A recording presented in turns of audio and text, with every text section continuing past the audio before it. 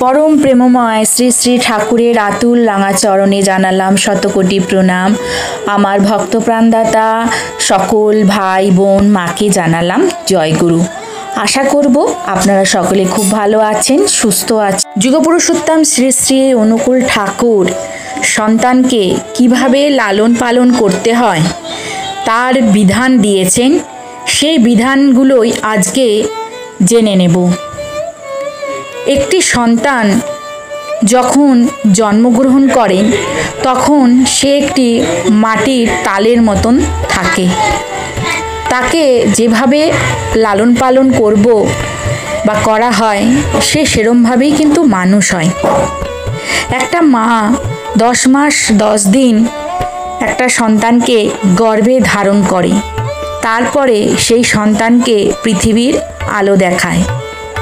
একটা পিতা যে সন্তানকে হাত ধরে হাঁটতে শেখায়, বর্তমানে সেই মা সেই পিতার চোখে এই সন্তানদের জন্য জল। সেই সব পিতামাতাদের আশ্রয় বর্তমানে এখন বৃদ্ধাশ্রম। সন্তান যখন পৃথিবীতে আসে তখন সে একটা মাটির তালের মতন থাকে। তাকে সেইভাবে তৈরি করতে হলে ঠিকঠাক পরিবেশ, ঠিকঠাক শিক্ষা প্রয়োজন আছে। একটা সন্তানকে বড় করে তুলতে মা বাবার অবদান কিন্তু কম থাকে না।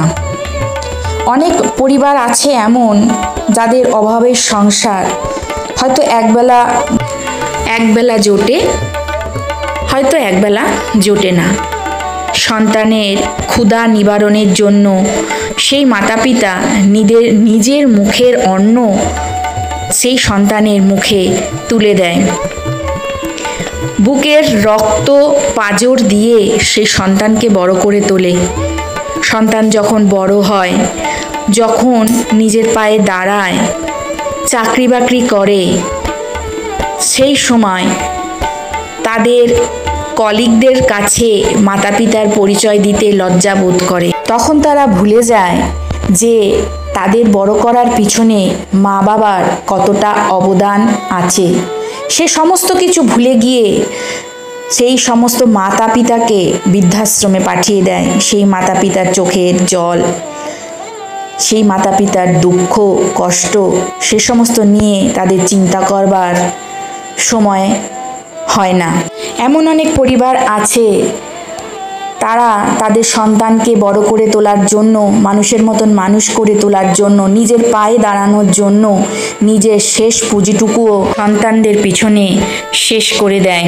যুগপুরুষোত্তম শ্রী শ্রী ঠাকুর সন্তানকে মানুষ করবার জন্যে কি বিধান দিয়েছেন? অনুকূল ঠাকুর, যিনি শ্রী শ্রী ঠাকুর নামেও পরিচিত, সন্তানকে সুনাগরিক হিসেবে গড়ে তোলার জন্য কিছু বিশেষ বিধান দিয়েছিলেন। তার মতে সন্তানের শারীরিক, মানসিক ও আধ্যাত্মিক বিকাশে পিতামাতার ভূমিকা অপরিহার্য। তিনি কিছু নির্দিষ্ট নিয়মাবলী ও উপদেশ দিয়েছিলেন যা সন্তানের ভবিষ্যৎ জীবনকে গঠন করতে সাহায্য করবে। অনুকূল ঠাকুর সন্তান প্রতিপালনের ক্ষেত্রে বিশেষ কিছু বিষয়ের উপর জোর দিয়েছেন। সেই বিষয়গুলো কি, তাহলে একে একে আলোচনা করা যাক।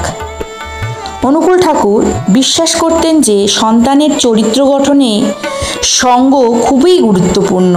তাই সন্তানদের সৎসঙ্গে মেশার এবং ভালো মানুষের সান্নিধ্যে আসার সুযোগ করে দিতে হবে। ঠাকুর শিক্ষার উপর বিশেষ গুরুত্ব আরোপ করেছেন। তিনি মনে করতেন শুধুমাত্র পুঁথিগত বিদ্যা শিক্ষিত হলে চলবে না, নৈতিক ও আধ্যাত্মিক মূল্যবোধ জাগ্রত করতে হবে। অনুকূল ঠাকুর মনে করতেন সন্তানেরা তাদের পিতামাতাকে অনুসরণ করে, তাই পিতামাতাকে সব সময় ভালো ও দায়িত্বশীল আচরণ করতে হবে যাতে সন্তানরা তাদের থেকে ভালো কিছু শিখতে পারে। সন্তানদের ছোটবেলা থেকে সততা নিষ্ঠার শিক্ষা দেওয়া উচিত। তাদের অন্যায়ের পথে না গিয়ে সবসময় সত্য ও ন্যায়ের পথে চলতে উৎসাহিত করতে হবে। ঠাকুর শারীরিক ও মানসিক স্বাস্থ্যের উপরও গুরুত্ব দিয়েছেন। তিনি নিয়মিত ব্যায়াম, খেলাধুলা ও সঠিক খাদ্যাভ্যাসের মাধ্যমে শরীরকে সুস্থ রাখার পরামর্শ দিয়েছেন। ধর্মীয় অনুশাসন মেনে চলা এবং ঈশ্বরের প্রতি ভক্তি রাখা সন্তানের আধ্যাত্মিক বিকাশের জন্য কিন্তু খুবই প্রয়োজন। তিনি প্রত্যেককে নিয়মিত ঈশ্বর আরাধনা ও ধর্মীয় অনুষ্ঠানে অংশগ্রহণের কথা বলতেন। ঠাকুর বিশ্বাস করতেন যে প্রতিটি সন্তানের মধ্যে কিছু না কিছু সুপ্ত প্রতিভা থাকে, যা সঠিক পরিচর্যা পেলে বিকশিত হতে পারে। তাই তাদের সৃজনশীল কাজে উৎসাহিত করা উচিত। শিশুদের মধ্যে আত্মনিয়ন্ত্রণ এবং সংযম থাকা প্রয়োজন। অনুকূল ঠাকুর তাদের রাগ, লোভ, মোহ ইত্যাদি থেকে দূরে থাকার এবং নিজেকে নিয়ন্ত্রণে রাখার শিক্ষা দিতেন।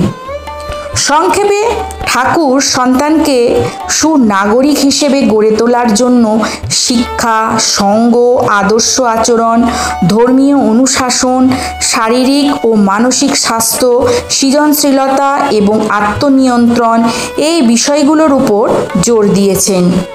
তাহলে এই বিধানগুলো যদি আমরা ঠিকঠাক করে মেনে চলতে পারি, তাহলে আশা করব ভবিষ্যতে প্রত্যেকটি সন্তানই কিন্তু সুসন্তান হতে পারবে, মানুষের মতন মানুষ হতে পারবে, ছোট বড় সকলকে উপযুক্ত সম্মান দিতে পারবে।